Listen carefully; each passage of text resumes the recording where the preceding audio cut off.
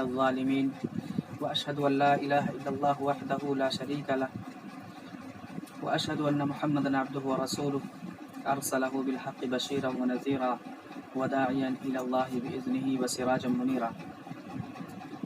أما بعد فقد قال الله تبارك وتعالى في كلامه المجيد والفرقان الحميد: أعوذ بالله السميع العليم من الشيطان الرجيم. بسم الله الرحمن الرحيم. كنتم خير أمة أخرجت للناس تأمرون بالمعروف وتنهون عن المنكر وتؤمنون بالله. دینی اور اسلامی بھائیوں، اللہ رب العالمین کا فضل و کرم اور اس کا احسان ہے، اس نے ہمیں اسلام جیسے پاک اور مقدس مذہب عطا کیا اور ایمان جیسی دولت سے سرفراز کیا. یقیناً یہ بہت بڑی نعمت ہے، بہت بڑی دولت ہے ایمان کی دولت، کیونکہ ایمان کی دولت سے انسان آخرت میں نجات پاتا ہی ہے، دنیا میں بھی اسے سکون اور اطمینان حاصل ہوتا ہے.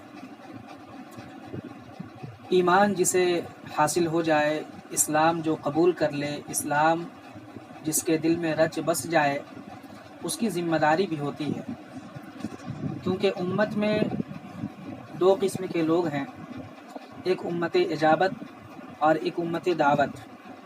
دونوں میں سیدھا سادہ فرق یہ ہے کہ امت دعوت وہ ہے، پوری امت کو امت دعوت کہتے ہیں، یعنی اللہ رب العالمین نے ہر ایک کو اسلام کی دولت سے نوازا تو نہیں، لیکن اسلام اس کے سامنے واضح ہے. اللہ کے نبی صلی اللہ علیہ وسلم جن لوگوں کے پاس آئے سب امت دعوت ہے، جن کو دعوت دی جاتی ہے. ان میں سے دو گروپ ہیں، ایک وہ جو قبول نہیں کرتے اور ایک وہ جو قبول کر لیتے ہیں. جو قبول کرے نہ کرے تب بھی امت دعوت ہے، لیکن جو قبول کر لے انہیں امت اجابت کہتے ہیں. بات واضح ہو رہی نا؟ امت دعوت سب لوگ ہیں، امت دعوت کہتے ہیں. ہم بھی، آپ بھی، ہندو، کافر، دوسرے مذہب والے بھی، بودھ مذہب ہو، بوہا ہو، کوئی بھی ہو، تو سب امت دعوت. لیکن جو قبول کر لیتا ہے اسلام اسے امت اجابت کہتے ہیں، یعنی قبول کرنے والی امت. تو ہم لوگ امت اجابت ہیں. اب امت اجابت میں سے ان کی ذمہ داری بڑھ جاتی ہے، جس کو اللہ رب العالمین نے اس آیت میں جو میں نے ابھی پڑھی اس کے اندر کہا: کنتم خیر امہ، تم بہترین امت. یہی امت جو اسلام کو سمجھتے ہوئے، اسلام کا مطالعہ کرتے ہوئے اسلام کو قبول کر لیتی ہے. ان کی ذمہ داری ہے. کیوں ذمہ داری ہے؟ کیونکہ یہ خیر امت ہے، بہترین امت. تأمرون بالمعروف اخرجت للناس، لوگوں کے لیے نکالی گئی ہے، لوگوں کے لیے پیدا کی گئی ہے. اور ان کی ذمہ داری ہے تأمرون بالمعروف وتنہون عن المنکر وتؤمنون باللہ، اللہ پر ایمان رکھنا، یقین رکھنا، بھروسہ کرنا، اور پھر لوگوں کو بھلے بات کی تعلیم دینا اور برے کاموں سے روکنا. یہ اس کی ذمہ داری ہے. اگر کوئی اس ذمہ داری کو پوری نہیں کرتا تو پھر وہ بہترین امت کہلانے کے قابل نہیں ہے، حقدار نہیں. تو جو بہترین دعوت دے، بہترین کام کرے، لوگوں کو بہتری کا حکم دے، نیکی کا حکم دے، اور جو برائی سے روکے. اور دوسری آیت میں اللہ رب العالمین نے فرمایا: وَمَنْ أَحْسَنُ قَوْلًا مِّمَّنْ دَعَا إِلَى اللَّهِ وَعَمِلَ صَالِحًا وَقَالَ إِنَّنِي مِنَ الْمُسْلِمِينَ. اللہ رب العالمین نے کہا اس شخص سے کس کی بات اچھی ہو سکتی ہے جو اللہ کی طرف بلائے. وَمَنْ أَحْسَنُ قَوْلًا مِّمَّنْ دَعَا إِلَى اللَّهِ وَعَمِلَ صَالِحًا، اور نیک عمل کرے اور پھر کہے میں مسلمان ہوں. ایک جگہ فرمایا کہ بہتری اور نیکی کا حکم دے، بھلی بات کیا حکم دے، اور دوسری آیت میں فرمایا بھلی بات کیا ہے؟ سب سے بڑی بات یہ ہے کہ اللہ کی طرف بلایا جائے، اللہ کی طرف دعوت دی جائے، اسلام کی طرف دعوت دی جائے، حق بات کی طرف دعوت دی جائے، خود نیک عمل کرے اور پھر کہے میں مسلمان ہوں. یعنی یہاں پر بھی فخر ہونا چاہیے مسلمان کو کہ میں مسلمان ہوں. اور ان میں سے بھی جو بہترین مسلمان ہیں، جو حق کو پہچان کر حق کو قبول کرنے والے ہیں، ان کو فخر ہونا چاہیے کہ ہم حق کو قبول کرنے والے ہیں. اور تیسری ذمہ داری یہ ہوگی ان کی کہ جو حق کو پہچانا ہے، حق کو قبول کیا ہے، دوسروں تک پہنچانا، صرف اپنے آپ میں نہیں رہنا. یہ بہت بڑی ذمہ داری ہے امت کے اوپر. جو لوگ سمجھتے ہیں وہ کامیاب بھی ہوتے ہیں، اور ان کی اخروی زندگی تو بن ہی جائے گی، اور اخروی زندگی بن ہی جائے گی، اور یہاں دنیا میں بھی اللہ رب العالمین کبھی ان کو خسارے کا سامنا نہیں کرنا پڑے گا۔ یہ الگ بات ہے ظاہری طور پر کبھی ہم پریشان ہوتے ہیں، مصیبت زدہ ہوتے ہیں، کبھی ایسا لگتا ہے کہ بہت ٹینشن میں ہے، کبھی ایسا لگتا ہے کہ ہم پر بہت ظلم ہو رہا ہے۔ ظلم و ستم انہی پر ہوگا جو حق بات کی تعلیم دیں گے۔ ہمارے سامنے ایک بڑا باب کھلا ہوا، ایک کتاب ہے، سمجھیے ایک سیرت کی کتاب، پوری دعوت کی کتاب سمجھ لیجئے۔ اللہ کے نبی صلی اللہ علیہ وسلم سے بعثت کے لے کر کے جو 13 سالہ زندگی آپ نے مکہ میں گزاری، آپ ایک ایک دن کا پڑھیے تو آنکھوں میں آنسو آ جائے گا، اور اس سے ہمیں یہ کہہ لیجیے طاقت بھی ملتی ہے کہ اللہ کے نبی صلی اللہ علیہ وسلم، صحابہ کرام، صحابیات، ان پر بھی ظلم و ستم ہوتا تھا، لیکن وہ دعوت کو نہیں چھوڑتے تھے، وہ دعوت کو نہیں چھوڑتے تھے۔ یہی ذمہ داری ہم پر ہے، ہم پر ظلم و ستم ہوگا، کوئی خراب نظر سے دیکھے گا، حقیر نظر سے دیکھے گا، کئی باتیں سننے کو ملیں گی، کبھی کبھی ایسا ہوگا حملہ بھی ہو جائے گا۔ یہ پوری سیرت کی کتاب ہم جانتے ہیں، تو اس لیے گھبرانا نہیں ہے، کسی بھی طرح کی مصیبت سے، پریشانی سے گھبرانا نہیں ہے۔ دوسری بات، دعا تو کرتے ہی رہنا ہے، دعا مومن کا ہتھیار ہے، الدعاء للعبادہ، دعا مومن کا ہتھیار ہے، دعا بھی کرنا ہے۔ اور تیسری چیز یہ کہ حق بات کی دعوت ہمیشہ دینی ہے، حق بات کی دعوت ہمیشہ دینی ہے، کوئی قبول کرے نہ کرے۔ ضروری نہیں کہ اللہ کے نبی صلی اللہ علیہ وسلم نے یا صحابہ نے جتنے لوگوں تک اسلام کو پہنچایا تھا سب نے قبول کر لیا تھا۔ ہرقل نے کیا کیا تھا؟ ڈائریکٹ اللہ کے خط کو، اللہ کے رسول صلی اللہ علیہ وسلم کے خط کو پھاڑ دیا تھا، لیکن کیا ہوا؟ اس سے فرق نہیں پڑا، اللہ کے نبی نے اپنا قدم نہیں روکا، دعوت کا کام نہیں روکا، اس لیے ہمیں رکنا نہیں ہے۔ اب یہ جو ہم دعوت کا ہم نے خود قبول کیا، حق کو دوسروں تک پہنچانا ہے، اور یہ بھی ہم نے بتا دیا کہ اس میں پریشانیاں آئیں گی، مصیبت آئیں گی، سب کو برداشت کرنا ہے، صبر کرنا ہے، اور اللہ سے دعا کرنا ہے۔ یہ بھی دعا کرنا ہے کہ اللہ مصیبت میں ہمیں ثابت قدم رکھ، اور ہم جسے دعوت دے رہے ہیں اس کے دل کو نرم کر دے، جیسا کہ اللہ کے نبی صلی اللہ علیہ وسلم نے حضرت عمر بن خطاب اور عمرو بن ہشام یعنی ابو جہل دونوں کے تعلق سے دعا کی تھی، دونوں میں سے کسی کے ذریعے سے اسلام کو تقویت پہنچا۔ تو ایسے لوگ ہر گاؤں، ہر بستی اور ہر شہر میں ہوتے ہیں، ہر جگہ پائے جاتے ہیں کہ اگر وہ قبول کرنے حق کو تو پھر اسلام کا بول بالا ہوگا۔ انہی کے دم پر ایسا لگتا ہے کہ انہی پر منحصر ہے، ڈیپینڈ ہے، اگر وہ حق کو قبول کر لے تو سارے لوگ مل جائیں گے، اور ایسا بہت مرتبہ ہوا ہے سیرت کی کتابوں میں۔ تو ہمیں یہ 3 کام کرنے ہیں۔ سب سے پہلا حق کو ہم نے قبول کیا، دوسروں تک پہنچانا ہے، دوسرا صبر کرنا ہے، اس میں صبر جتنا کریں گے اتنا بہتر ہے۔ ان اللہ مع الصابرین، اور بہت ساری آیتیں ہیں، اللہ رب العالمین صبر کرنے والوں کے ساتھ ہے۔ اور تیسری چیز یہی کہ ہمیں دعوت کو دوسروں تک پہنچانا ہی ہے، دوسروں تک پہنچانا ہی ہے، اور پھر دعا کرنی ہے۔ 3 چیزیں کرنی ہیں، دعوت کو پہنچانا ہے، دوسرا صبر کرنا ہے، اور تیسرا کیا کرنا ہے؟ دعا کرنا ہے۔ دعا بہت بڑی نعمت ہے اور بہت بڑی چیز ہے، دعا تقدیر کو بدل دیتی ہے۔ تو اب حق پر کون ہے یا حق کی تعلیم کیا ہے؟ مختصر طور پر 2-3 حدیث سنن ابن ماجہ اور سنن ابی داؤد کی روایت ہے۔ اللہ کے رسول صلی اللہ علیہ وسلم نے ارشاد فرمایا، لا تزال طائفۃ من امتی ظاہرین علی الحق، کہ میری امت سے ایک گروہ ایسا ہوگا جو برابر حق پر قائم رہے گا، جو برابر حق پر قائم رہے گا، لا یضرهم من خالفهم، انہیں کوئی نقصان نہیں پہنچائے گا جو ان کی مخالفت کرتے ہیں، وہم کذالک حتی یاتی امر اللہ، یہاں تک کہ اللہ کا حکم آ جائے، وہم کذالک، اور وہ اسی حق پر قائم رہیں گے۔ اس حدیث سے ہمیں چند باتیں معلوم ہوتی ہیں۔ سب سے پہلی بات یہ کہ ایک گروہ ہمیشہ سے رہا ہے، ابھی تک ہے اور رہے گا۔ وعلیکم السلام ورحمۃ اللہ۔ ایک گروہ ہمیشہ سے رہا ہے۔ اللہ کے رسول صلی اللہ علیہ وسلم نے فرمایا کہ میری امت میں سے ایک گروہ، ایک جماعت ایسی ہوگی جو قیامت تک حق پر قائم رہے گی، اور ان کی مخالفت کرنے والے انہیں کوئی نقصان نہیں پہنچائیں گے، وہم کذالک، اور وہ ویسا ہی قائم رہیں گے۔ تو اس سے بات معلوم ہوئی کہ اللہ کے رسول صلی اللہ علیہ وسلم کے زمانے میں بھی وہ جماعت تھی، ابھی بھی ہے، اور قیامت تک وہ رہے گی۔ اب کون سی جماعت ہے؟ وہی جماعت ہے جو اللہ کے رسول صلی اللہ علیہ وسلم کی بات مان کر آپ کے اوپر انہوں نے ایمان لایا تھا، اور اسی طرح سے قرآن و سنت، سیدھی سی بات، قرآن و سنت پر عمل کرتے تھے۔ یہی اس کی تشریح دوسری حدیث میں مل جائے گی، کون لوگ ہیں، کیا ہیں، کیسے پتہ چلے گا؟ تو سنن ترمذی، ابن ماجہ اور ابو داؤد کی حدیث ہے، مشہور حدیث ہے۔ اللہ کے رسول صلی اللہ علیہ وسلم نے بیان فرمایا، ان بنی اسرائیل تفرقت على 72 ملة وستفترق امتی على 73 ملة كلهم في النار إلا واحدة قالوا يا رسول الله من هم قال ما أنا عليه وأصحابي رواہ الترمذی وابن ماجہ وابو داؤد۔ اس میں اللہ کے رسول صلی اللہ علیہ وسلم نے ایک خبر دی ہے اور ایک پیشین گوئی کی ہے۔ ایک خبر یہ دی ہے کہ بنی اسرائیل 72 فرقوں میں بٹے ہوئے تھے اور میری امت 73 فرقوں میں بٹے گی، میری امت 73 فرقوں میں بٹے گی، کلہم فی النار، سب کے سب جہنم میں جائیں گے سوائے ایک کے، الا واحدۃ۔ تو صحابہ کرام کو تعجب ہوا اور ان کا شوق اور جذبہ ہوا کہ ہم اس گروہ میں ہو جائیں۔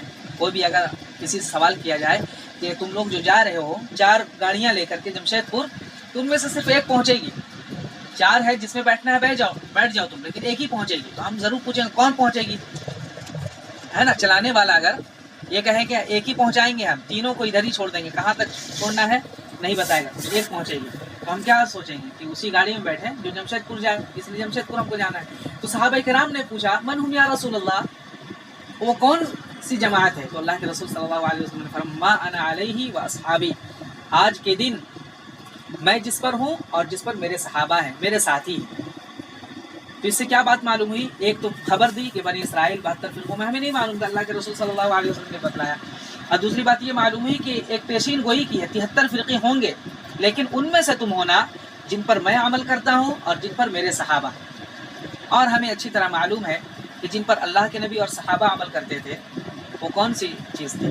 کتاب و سنت، صرف قرآن مجید اور اللہ کے رسول صلی اللہ علیہ وسلم کی حدیث، اور دونوں وحی ہے۔ ایک وحی وہ جو قرآن کریم ہے اور ایک وحی وہ جو احادیث نبوی ہے، دونوں میں فرق جانتے ہیں نا؟ کسی کو معلوم ہو تو بتائیے۔ دونوں وحی ہے، ایک قرآن بھی وحی ہے اور اللہ کے رسول صلی اللہ علیہ وسلم کی احادیث بھی وحی ہے۔ ہاں، ما ينطق عن الهوى، ماشاء اللہ، ما ينطق عن الهوى ان هو الا وحی یوحى، کہ اللہ کے رسول صلی اللہ علیہ وسلم وہی بات کرتے ہیں جو وحی ہوتی ہے، اپنے من سے یا اپنی خواہش سے کوئی بات نہیں کرتے۔ دونوں وحی ہے، فرق یہ ہے کہ اللہ کے رسول صلی اللہ علیہ وسلم کے پاس وحی آتی تھی تو وہ بتلاتے تھے کہ اللہ نے کہا، اللہ نے کہا، اور احادیث جو ہوتی تھی وہ یا تو اللہ کے رسول صلی اللہ علیہ وسلم کے پاس فرشتے آ کر بات ڈال دیتا تھا ذہن میں، یا پھر الہام ہوتا تھا، دل میں بات ڈال دیتا تھا، ذہن میں بات ڈال دیتا تھا اللہ رب العالمین۔ وعلیکم السلام ورحمۃ اللہ۔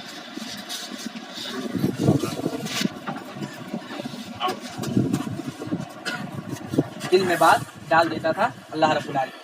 تو کسی کو جو وحی ہے وہی سے نا 3:30 اذان، ہاں ٹھیک ہے، 3:15 میں چلے گئے۔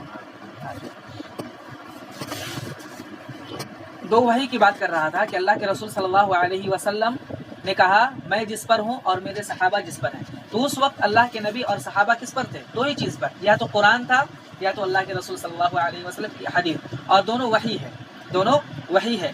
یہ جو قرآن مجید ہے یہ وحی اس طور پر ہے کہ اللہ رب العالمین نے لوح محفوظ میں اس کو لکھ دیا تھا اور وہی نازل کیا گیا، ایک بات۔ دوسری بات یہ کہ یہ قرآن مجید یہ اس کی تلاوت سے ثواب ملتا ہے، اس کی صرف تلاوت بھی کوئی کرے تو پھر بھی ثواب ملتا ہے، لیکن حدیث کے ساتھ ایسا نہیں، لوح محفوظ میں نہیں لکھا تھا، جیسے جب ضرورت پڑی اللہ رب العالمین نے اللہ کے رسول صلی اللہ علیہ وسلم کے دل میں بات ڈال دی، کوئی مسئلہ پیدا ہوا، کوئی میٹر ہوا، اللہ کے رسول صلی اللہ علیہ وسلم نے اللہ کے حکم سے بتلایا اسے، تو اس کو حدیث کہتے ہیں۔ اب آئیے ہم یہ دیکھیں کہ اس وقت کیا کیا تھا؟ صرف قرآن تھا اور احادیث نبی میں۔ تو حق پر کون ہوا؟ جو قرآن کی دعوت دے، جو حدیث کی دعوت دے، بس یہی۔ اگر کوئی یہ بات کہے کہ نہیں میری بات ہے، یا میرے ابو ایسا کرتے ہیں، یا میرے دادا نے ایسا کیا، تو ہم کیا کہیں گے؟ اللہ کے رسول صلی اللہ علیہ وسلم نے یہ پیشین گوئی کی تھی کہ وہی شخص یا وہ لوگ صرف حق پر ہوں گے جو دو باتوں کو تسلیم کریں گے، یا تو قرآن یا تو احادیث نبی میں۔ اور ہم لوگوں کی دعوت کیا ہے؟ الحمدللہ ہم لوگ بھی یہی دعوت دیتے ہیں کہ یا تو قرآن کو مانو یا تو سنت کو مانو، یا تو عرش والے کے قرآن کو مانو یا مدینے والے کے فرمان کو مانو، یہی چیز ہم دعوت دیتے ہیں، اور کسی چیز کی دعوت نہیں دیتے۔ ہم نہ اپنے باپ دادا کی طرف دیکھتے ہیں، نہ ہی اپنے علماء کی طرف دیکھتے ہیں، دیکھتے ضرور ہیں لیکن ان کی دعوت نہیں دیتے۔ اگر انہوں نے کوئی بات کہی ہے تو قرآن و سنت کے اوپر پرکھا جاتا ہے، قرآن و سنت کے بعد ہی ہم اس کو تسلیم کرتے ہیں۔ ٹھیک ہے جی اب دیکھیے اور بھی اس میں بہت ساری باتیں کہی جا سکتی ہیں، لیکن شارٹ کٹ کرتے ہوئے میں یہ کہوں گا کہ قرآن کی سورہ توبہ سورہ نمبر 9 آیت نمبر 100 کے اندر ہے، اللہ رب العالمین نے فرمایا والسابقون الاولون من المهاجرین والانصار والذین اتبعوهم باحسان رضی اللہ عنهم ورضوا عنه واعد لهم جنات تجری تحت الانہار خالدین فیہا ابدا ذلک الفوز العظیم۔ یہ لمبی آیت ہے، اس کے اندر اللہ رب العالمین نے کچھ لوگوں سے رضامندی کا اظہار کیا ہے، اس آیت سے بھی آپ کو ہمیں معلوم ہوگا کہ حق کیا ہے۔ اللہ رب العالمین نے فرمایا انصار میں سے اور مہاجرین میں سے جنہوں نے پہلے قبول کیا اسلام، والسابقون الاولون من المهاجرین والانصار والذین اتبعوهم باحسان، اور جنہوں نے ان کی اتباع کی یعنی بالکل دل کھول کر کہہ لیجیے، اتبعوهم باحسان، احسان کے ساتھ، بہتری کے ساتھ، جنہوں نے ان کی اتباع کی، ان کی بات مانی، ہاں نہ کمی کی نہ بیشی کی۔ احسان یہی ہے جتنا جس کو حق دیا جائے، جس کا حق ہے جتنا اتنا ہی دیا جائے۔ رضی اللہ عنہم ورضوا عنہ، فرمایا کہ ان سے اللہ راضی ہوا اور وہ اللہ سے راضی ہو گئے، اور اس کے بعد بتایا کہ ان کے لیے اللہ رب العالمین نے جنت تیار کی ہے اور اس طرح وہ ہمیشہ اس میں رہیں گے۔ اس کے بعد اس میں بھی ہمیں یہی معلوم ہو رہا ہے کہ جنہوں نے صحابہ کرام کے مطابق عمل کیا، یعنی صحابہ کرام کے منہج کے مطابق، ایک تو ہمیں قرآن و سنت کے مطابق چلنا ہے، دوسرا ہے کہ قرآن و سنت کو ہم کس کے ذریعے سے سمجھیں گے؟ سلف سے، منہج سلف۔ اور منہج سلف کیا ہے؟ یہی کون ہے؟ صحابہ ہیں اور تابعین ہیں، یہی لوگ ہیں منہج سلف۔ سلف کس کو کہتے ہیں؟ سلف کا عربی میں معنی ہوتا ہے جو لوگ پیچھے گزر گئے، جو لوگ پیچھے گزر چکے اچھے لوگ۔ اور سلف اگر کہیں گے سلف، ٹھیک ہے، اس لیے سلفی نہیں کہا جاتا، سلفی کہا جاتا ہے۔ سلف اور سلف میں تھوڑا سا فرق ہے، بہت فرق ہے۔ کہہ لیجیے سلف کہتے ہیں پیچھے جو لوگ گزرے ہیں، جو برے لوگ، اور سلف کہتے ہیں جو اچھے لوگ۔ اسی طرح خلف اور خلف میں بھی فرق ہے، بہرحال یہ لفظی فرق ہے۔ تو یہاں پر کیا ہے کہ جو لوگ گزر چکے منہج سلف کے مطابق، ہمیں کیا کرنا ہے؟ قرآن و سنت کو سمجھنا ہے۔ قرآن و سنت ہی اصل ہے، اصل مرجع کیا ہے؟ قرآن و سنت ہے، قرآن و سنت کے علاوہ نہیں۔ لیکن انہیں ہم سمجھیں گے کیسے؟ سلف کے ذریعے سے، یا تو اللہ کے رسول صلی اللہ علیہ وسلم نے کوئی بات کہی، صحابہ کرام نے جو سمجھا۔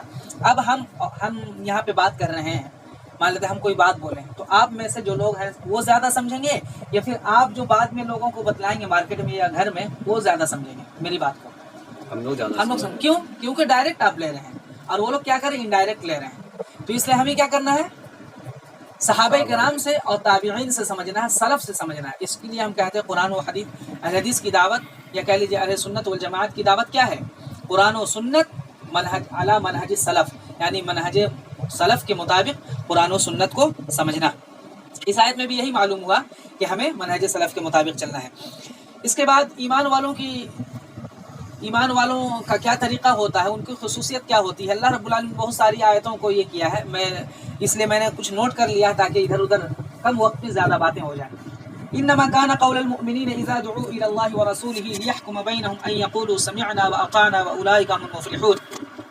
یہ سورہ نور کی آیت نمبر 51 ہے۔ اس کے اندر اللہ رب العالمین نے فرمایا کہ مومنین کی عادت یہ ہوتی ہے، مومنین کا شیوہ یہ ہوتا ہے، جب ان سے قرآن و حدیث کی بات کی جائے، جب اللہ اور اس کے رسول کی بات کی جائے، وہ کہتے آمنا وصدقنا، ہم نے مانا اور ہم نے سچا مان لیا، ہم نے اطاعت کر لی، ہم ایمان لے آئے اور ہم نے اطاعت کر لی، سچا مان لیا۔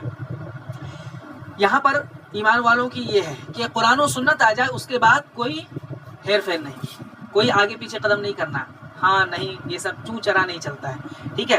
اسی طرح اللہ کے رسول صلی اللہ علیہ وسلم کے بارے میں کہا فلا وربک لا یؤمنون حتی یحکموک فیما شجر بینہم ثم لا، وہ لمبی آیت ہے سورہ نساء کی آیت نمبر 65، جس کے اندر اللہ رب العالمین نے فرمایا کہ اس وقت تک یہ لوگ ایمان والے نہیں ہو سکتے، بہترین ایمان نہیں لا سکتے، یا سچے ایمان والے نہیں ہو سکتے، مومن نہیں ہو سکتے، جب تک کہ آپ کو حاکم نہ بنا لے۔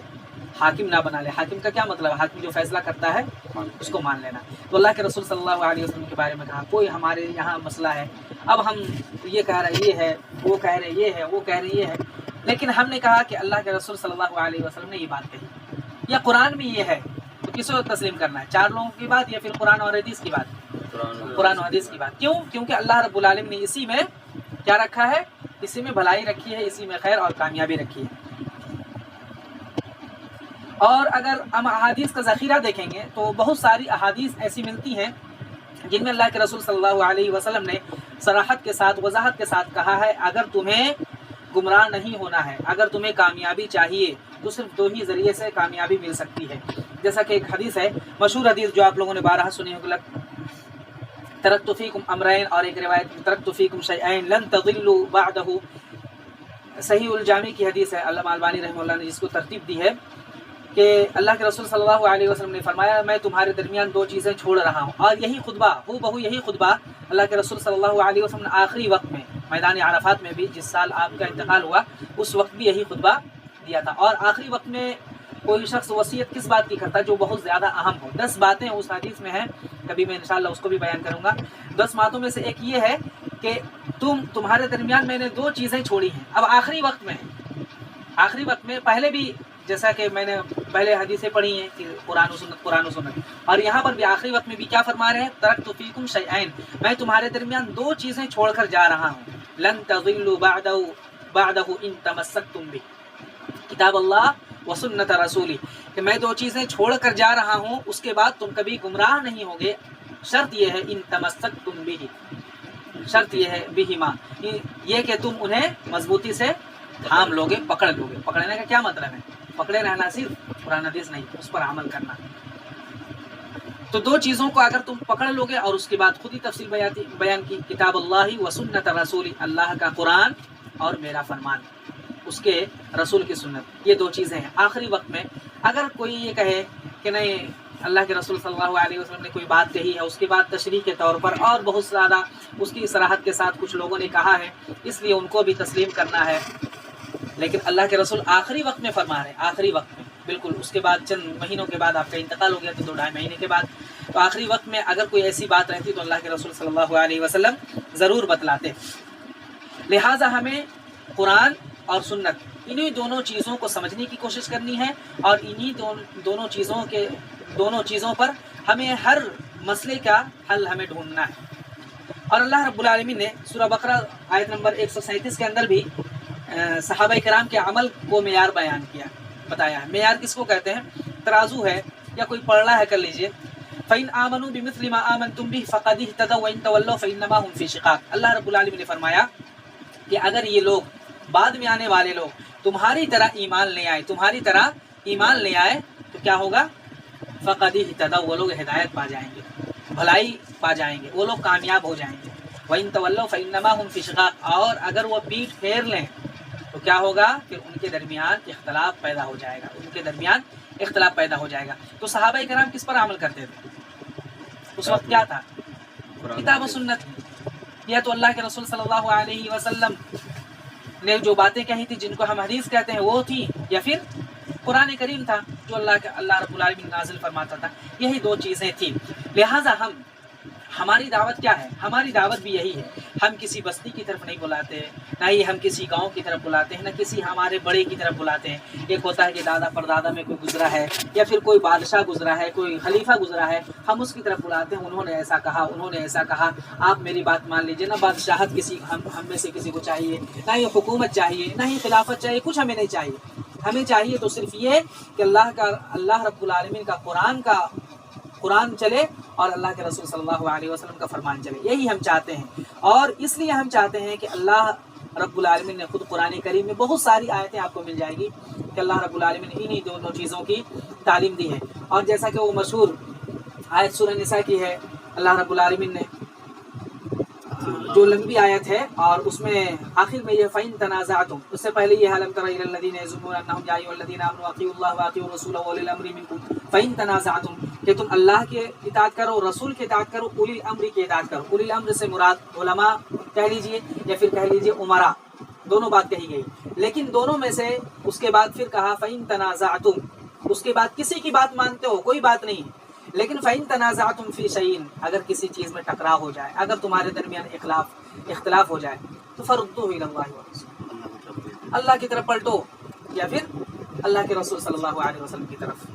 یہی دو چیزیں ہمیں ملتی ہیں کہ ہم قرآن کو مانیں یا پھر حدیث کو مانیں، اور وہ بھی منہج سلف کے مطابق۔ ایسا نہیں کہ ہم نے اپنے من سے کسی چیز کو کچھ مان لیا، کسی چیز کو مان لیا. جیسے ایسی مثال اللہ رب العالمین نے قرآن کریم میں سینکڑوں مرتبہ فرمایا واقعی الصلاۃ وآتوا الزکوٰۃ، کہ تم نماز قائم کرو، زکوٰۃ ادا کرو. اب ہم اپنے سے سمجھیں گے اس کو، ترجمہ تو پڑھ لیا نماز قائم کرو. اب نماز ہم اپنی شکل میں بنا لیں. کیا کریں گے؟ بس 4 قدم ادھر 10 قدم ادھر چلنا، 10 قدم میں یہ نماز ہم مان لیں تو ہوگا؟ یا پھر ایسے ہی نماز کا معنی کیا ہوتا ہے؟ اگر ڈکشنری میں دیکھیں گے دعا ہوتا ہے نماز کا معنی، تو ہم کہیں گے نماز قائم کرو یعنی دعا مانگو. تو ہم اپنے سے کہہ لیں کہ اللہ رب العالمین نے کہا نماز پڑھو.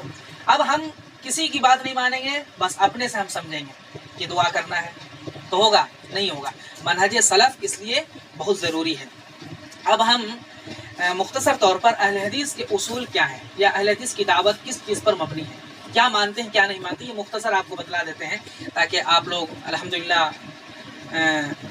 اہل حدیثیت یا کہہ لیجیے حق کو پہچاننے کے بعد آپ لوگوں نے قبول کیا ہے اور حق کا پرچار کرنے کا جذبہ رکھتے ہیں آپ لوگ. اس لیے چند باتیں جو کیز کی حیثیت یا کنجی کی حیثیت رکھتی ہیں ان کو بتلا دیتا ہوں تاکہ آپ اپنے ذہن میں بھی یہ بات رکھیں اور دوسروں کو بھی یہ بات بتلائیں. مختصر طور پر ہمارا اصول کیا ہے، یا پھر ہم کن باتوں کو مانتے ہیں کن باتوں کو نہیں مانتے. ان میں سے سب سے پہلا یہ کہ کتاب و سنت ہی ہمارا مرجع مصدر ہے. مرجع مصدر یعنی ہم اسی سے لیتے ہیں. کتاب و سنت ہی اصل ہے ہمارے درمیان. عقائد ہوں یا اعمال ہوں، عقیدہ بھی ہو ہمارا ہو. اللہ رب العالمین کہاں ہے؟ عرش پر ہے. ٹھیک ہے، الرحمن علی العرش استویٰ، کہ اللہ رب العالمین عرش پر مستوی ہے. اب کوئی کہے گا نہیں ہر جگہ موجود ہے کہ نہیں بولنے والے؟ کون بولتے ہیں؟ جی ہر لوگ، جس کو صوفیہ کہتے ہیں.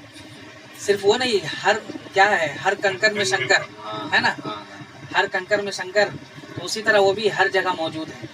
تو اب ہم کس کی بات مانیں؟ عقائد ہے، یہ عقیدہ ہے، بہت اہم ہے یہ عقیدہ میں. تو عقیدہ میں ہو یا عمل میں ہو، عقیدہ میں ہم مانیں گے اللہ رب العالمین کی بات، اللہ کے رسول صلی اللہ علیہ وسلم کی بات. اللہ نے کہا الرحمن علی العرش استویٰ، اللہ عرش پر مستوی ہے، تو ہم اسی کو لیں گے، ہم کسی کی بات نہیں مانیں گے. قرآن و سنت ہی اصل ہے. یہ عقیدہ ہو گیا. عمل ہو گیا.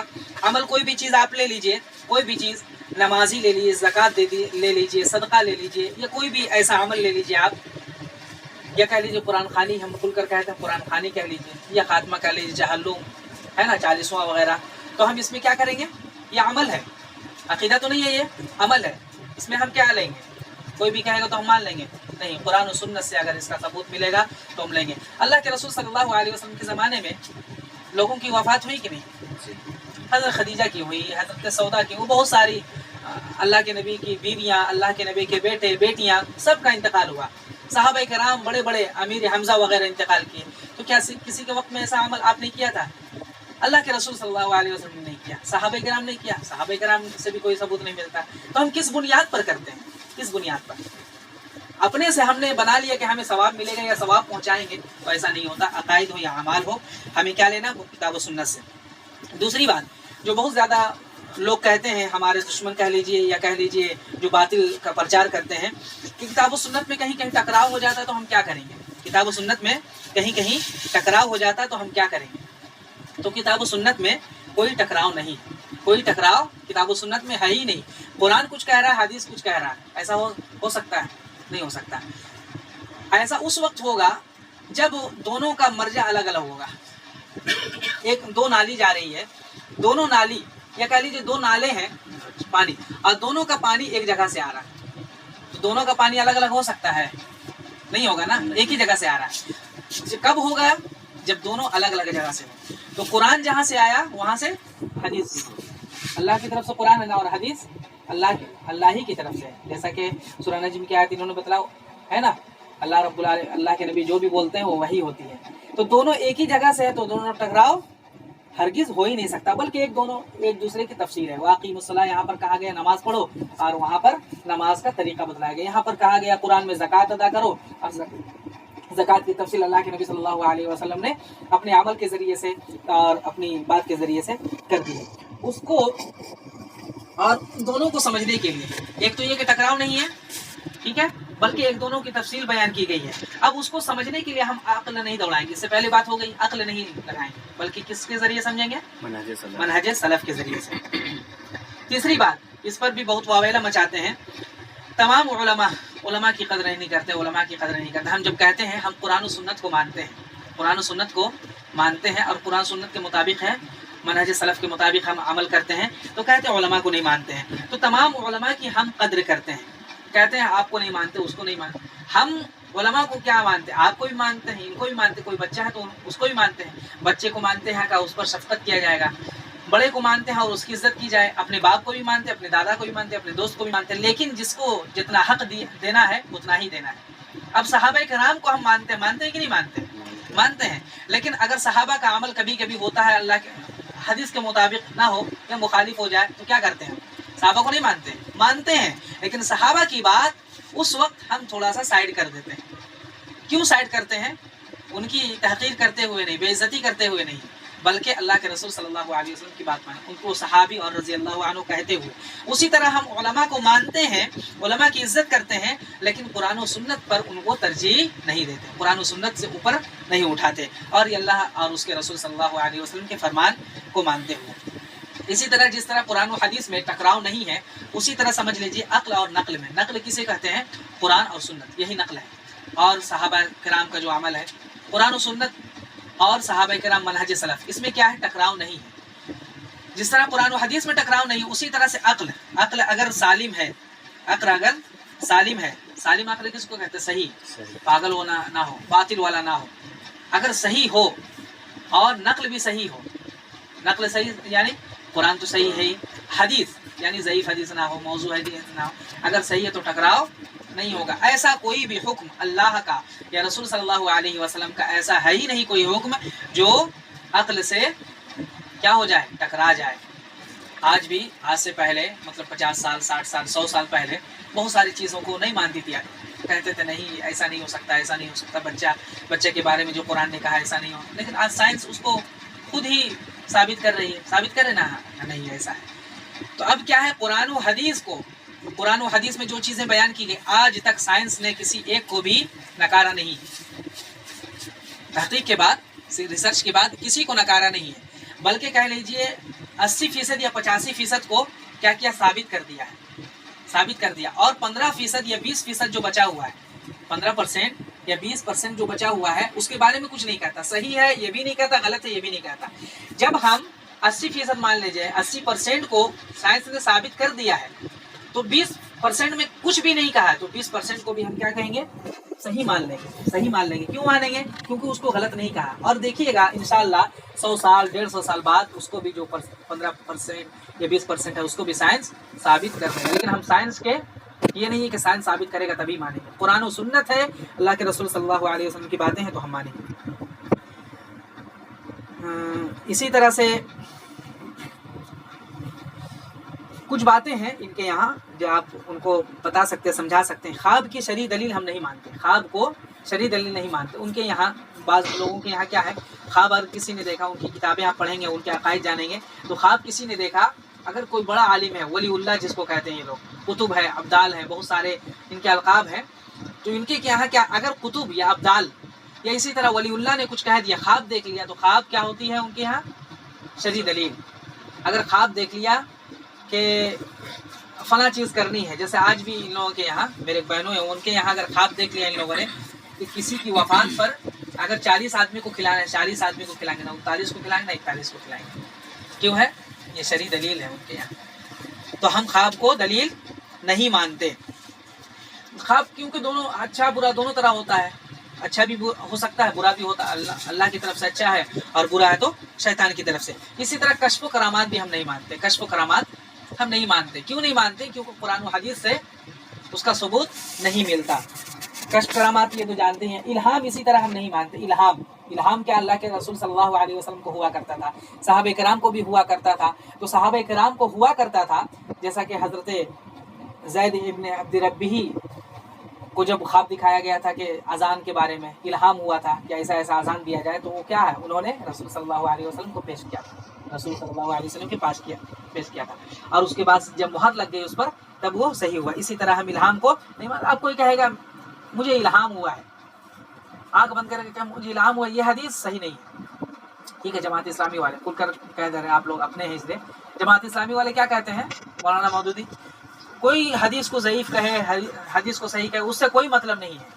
جو حدیث پر ایک دم زندگی گزارتا ہے اور اندر تک چلا جاتا ہے, اس کے لیے آنکھ بند کر کے وہ کہہ سکتا ہے یہ حدیث صحیح ہے. تمام لوگوں نے اسے ضعیف کہا ہو, کبھی حدیث کے بارے میں آپ لوگ انشاءاللہ بولیں گے, کبھی کیا کہیں گے, تمام لوگوں نے ضعیف کہا ہو لیکن وہ حدیث آنکھ بند کر کے معلوم ہو رہا ہے صحیح ہے. ٹھیک ہے. اسی طرح سے اور کچھ ایسی حدیثیں ہیں جو بالکل صحیح, جیسا کہ دجال والی حدیث ہیں, اور اسی طرح سے حضرت ابراہیم علیہ السلام کے 3 جھوٹ کے بارے میں ہیں. تو ان کے بارے میں کیا کہتے ہیں, یہ حدیث سب امام بخاری امام مسلم وغیرہ نے بھی روایت کیا. تو کیا کہتے ہیں وہ, آنکھ بند کرنے سے یہی معلوم ہو رہا ہے کہ حدیث ضعیف ہے, حدیث صحیح نہیں ہے. تو ان کو معیار ہم نہیں مانیں. کشف نہیں, کرامات نہیں, اسی طرح الہام بھی نہیں. اسی طرح سے ضعیف حدیث اور قصہ ہو, کہانی ہو, جیسے بزرگ نے یہ کہا, بزرگ جا رہے تھے تو ایسا ہوا ان کے ساتھ, ایسا ہوا, تو ہمیں اس سے یہ معلوم ہوتا ہے کہ ایسا کرنے سے ایسا ہوتا ہے, ایسا کرنے سے ایسا ہوتا ہے. کس پر مبنی ہے وہ, قصے پر. ایک قصہ ہوا کسی بزرگ کے ساتھ, کسی عالم کے ساتھ, تو اس کو ہم شرعی دلیل نہیں مانیں گے. ایک بزرگ نے ایسا کیا کہ وضو ان کا ٹوٹ گیا, تو وضو ٹوٹا جیسے, تو انہوں نے آسمان کی طرف دیکھا تو کیا ہوا کہ بارش کا بوند پڑا, تو اس کا وضو ہو گیا, انہوں نے ایسی نماز پڑھ لی. تو اس قصے سے ہمیں یہ معلوم ہوتا ہے کہ کسی کا اگر وضو ٹوٹ جائے اور اوپر آسمان کی طرف دیکھے اور بارش ہو جائے تو اس کا وضو بنانے کی ضرورت نہیں, وضو ہو جاتا ہے. تو مانیں گے ہم ایسا نہیں, وہ قصہ تھا اور کہانی. اس طرح سے ہم اس کو نہیں مانتے ہیں. اسی طرح سے ایک مسئلے کے سلسلے میں شارٹ کٹ, ایک مسئلے کے سلسلے میں تمام حدیثوں کو ہم جمع کرتے ہیں. ایسا نہیں کہ ایک آیت کو یہاں سے لیے, ایک آیت کو یہاں سے لیے, بس ہم حکم سنا دے کہ ایسا ہے ویسا ہے. بلکہ قرآن ہے ولا تقربوا الصلاۃ, جیسے قرآن میں ہے کہ نماز مت پڑھو, ہم مانیں گے نہیں مانیں گے, ٹکڑا لے کر نہیں, بلکہ وانتم سکارا, آگے پیچھے کو لے کر کے ہم کریں گے, آگے پیچھے کو لے کر کے. ورنہ کوئی قرآن میں کہیں گے تم لوگ نماز پڑھتے ہو, اللہ رب العالمین نے کہا ہے کہ ولا تقربوا الصلاۃ, نماز مت پڑھو. اور سورہ کیا ارایت الذی یکذب بالدین, اس میں اللہ رب العالمین نے کہا ہے ویل للمصلین, نماز پڑھنے والوں کے لیے کیا ہے, بربادی ہے, ہلاکت ہے. قرآن میں صرف ایک آیت, پوری آیت ہے ویل للمصلین, نماز پڑھنے والوں کے لیے ہلاکت ہے. تو ہم کیا کہیں گے, نماز نہیں پڑھیں گے ورنہ ہلاک ہو جائیں گے, نہیں کہیں گے, بلکہ آگے پیچھے لے کر کے چلیں گے. اسی طرح حدیث میں بھی کچھ ایسے مسائل ہیں جو ایک حدیث سے صرف سمجھ میں نہیں آتی بات, اس لیے اس مسئلے میں تمام حدیثوں کو ہم جمع کریں گے. اسی طرح لوگ کہتے ہیں اجماع کو نہیں مانتے, اجماع کو نہیں مانتے. تو ہمارے یہاں دلیل کیا ہے, قرآن و سنت, اور قرآن و سنت ہی سے اجماع نکلتا ہے, قرآن و سنت سے ہی اجماع نکلتا ہے. قرآن ہے, سنت ہے, اجماع ہے, اور اسی طرح سے کیا ہے, اجتہاد جس کو کہتے ہیں, اجتہاد کہہ لیجئے یا اس کو قیاس کہہ لیجئے, دونوں باتیں ہیں. تو قرآن و سنت جو اصل ہے ہمارا, لیکن اجتہاد اور قیاس کیا ہے, قیاس یا کہہ لیجیے اجماع کیا ہے, اسی سے نکلی ہوئی چیز ہے. اور اس کو بھی ہم مانتے ہیں, لیکن اس وقت مانتے ہیں جب کسی معتبر عالم سلف میں سے کوئی معتبر عالم کسی دور کے بارے میں اجماع نقل کرے. ایسا نہیں کہ کوئی بھی اجماع کا دعویٰ کر دے کہ ایسا اس پر اجماع ہوا, تو ہم اس اجماع کو نہیں مانتے. اسی طرح سے ہم اجتہاد کو بھی مانتے ہیں, لیکن قرآن و سنت کے خلاف اگر کوئی اجتہاد کرتا تو ہم نہیں مانتے. ہم کہیں گے کہ ہم عالم ہیں, ہم عالم فاضل کا ڈگری کیے ہوئے ہیں, لیکن اس مسئلے میں ایسا ہے ہم اجتہاد کرتے ہیں کہ ایسا ہونا چاہیے, لیکن میرا کیا ہے, اجتہاد ٹکرا رہا ہے قرآن و حدیث سے. کیا ہوگا, اجتہاد نہیں مانا جائے گا, کیونکہ قرآن و سنت کے خلاف وہ اجتہاد ہے. اسی طرح سے سارے ائمہ کہہ لیجیے, ائمہ اربعہ کہہ لیجیے, ائمہ خمسہ کہہ لیجیے, سارے ائمہ کو ہم مانتے ہیں. سارے محدثین ہمارے, سارے ائمہ ہمارے, اور سارے اللہ والے ہمارے ہیں, اور سب کو حق پر مانتے ہیں. یعنی سب نے اپنی اپنی دعوت دی, سب کی خدمتیں ہیں. کوئی حدیث پر کام کیا, کسی نے فقہ پر کام کیا. اسی طرح ہم سب کو مانتے ہیں, لیکن سب کو ان کا اصل درجہ ہم دیتے ہیں. جو جس درجے کے حقدار ہیں ان کو ان کا حق دیتے ہیں. لیکن ان کے یہاں کیا ہے, آپ اس طرح سے الزامی جواب دے سکتے ہیں کہ وہ کہتے ہیں کسی ایک کو خاص کرتے ہیں. آپ کسی کو بھی دیکھیں گے کسی ایک کو خاص کرتے ہیں. اس سے پہلے تو ہم نے بتا دیا کہ ہم اگر ان کو مانتے ہیں تو اللہ کے رسول صلی اللہ علیہ وسلم کے وقت تھے. یہ اللہ کے رسول نے کیا کہا, میں جس پر ہوں اور جس پر میرے صحابہ, لیکن یہ لوگ نہیں تھے. اور دوسری حدیث میں کیا, میں ایک امت ہمیشہ سے قیامت تک قائم رہے گی حق پر. تو اللہ کے رسول صلی اللہ علیہ وسلم کے بعد یہ لوگ یعنی کہ 100 سال کے بعد یا 150 سال کے بعد آئے. تو 150 سال کے وقت کوئی نہیں تھا حق پر، کیا معلوم ہوگا؟ حق پر تھا نا کوئی نہ کوئی. تو کون تھا وہ؟ اب امام حنیفہ کو ماننے والے، امام مالک کو ماننے والے، امام شافعی کی تقلید کرنے والے کون تھے؟ نہیں تھے یہ تو اس لیے اس وقت بھی حق پر تھا ایک گروہ اور قیامت تک رہے گا. ہم کہتے ہیں کہ سب کو مانتے ہیں لیکن سب کی نہیں مانتے، سب کو مانتے ہیں لیکن سب کی نہیں مانتے. یہ لوگ کہتے ہیں سب کو مانتے ہیں لیکن ایک کی مانتے ہیں. جیسے امام حنیفہ کی بات مان لیجیے، یہ لوگ ہمارے یہاں زیادہ تر جو لوگ ہیں انڈیا میں تو کہتے ہیں امام حنیفہ کو مانتے ہیں اور امام حنیفہ کی مانتے ہیں دونوں کا. اسی طرح امام مالک کی بات کہہ لیں گے تو ہم ان کو مانتے بھی نہیں ہیں، ان کی مانتے بھی نہیں ہیں. عمل سے تو یہی لگتا ہے نا، کہتے ہیں صرف چاروں ائمہ حق پر ہیں، لیکن بات جب آتی ہے ماننے کی تو کیا کہتے ہیں؟ امام حنیفہ کی مانیں گے، ان کی نہیں مانیں گے، لیکن ہم سب کی مانتے ہیں. شرط یہ ہے کہ قرآن و حدیث سے نہ ٹکرائیں. سب کو ہم عالم مانتے ہیں، سب کو ہم مانتے ہیں امام مانتے ہیں، سب کی عزت کرتے ہیں، توقیر کرتے ہیں، رحمہ اللہ کہتے ہیں، لیکن جب ٹکرا جائے بات تو ہم نہیں مانتے. ہم اسی طرح سے جب ہم سب کو مانتے ہیں اور سب کی نہیں مانتے ہیں، صرف قرآن و حدیث کی مانتے ہیں، وہ بھی منہج سلف پر یہی مانتے ہیں نا، تو ہم لوگ کہتے ہیں جیسا کہ یہ افواہ پھیلایا جاتا ہے کہ اس کی مت سنو، اس کی مت سنو، یہ سب کی سنو، سب کی مت لو ایسا. لیکن ہم کیا کرتے ہیں؟ منہج سلف کا طریقہ اپناتے ہیں. منہج سلف کیا تھا؟ یہ ہے کہ کسی بدعتی سے علم نہ لیا جائے، کسی جاہل سے علم نہ لیا جائے. کوئی اگر ضلالت و گمراہی میں ہے اور معلوم ہے کہ وہ شخص کیا کرے گا؟ ضلالت پھیلائے گا، باطل پھیلائے گا، تو سلف کیا کرتے تھے؟